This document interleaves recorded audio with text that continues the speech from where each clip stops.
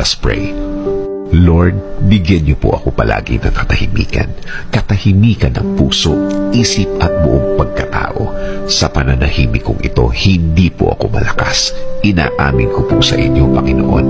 Ako po ay naghihina at alam ko po na kayo ang dapat kong kapitan. Alam kong kayo ang dapat kong paniwalaan na ang lahat ay magiging okay, ang lahat ay magiging maayos, ang lahat ay magiging tahimik. Kakapit pa rin ako sa inyong magandang plano. Kakapit pa rin ako sa inyong magandang bukas na pangako. Alam kong ang lahat ng oras na may problema ay mabilis na lilipas, mabilis na mawawala. Alam ko din, Lord, na hindi ibig sabihin na wala akong nakikitang nangyayari ay walang nangyayari. Alam kong inumpisahan niyo na akong tulungan sa ibang mga bahagi ng aking problema. Alam kong magiging okay, Lord. Alam kong bubuti ang lahat. Alam kong makukuha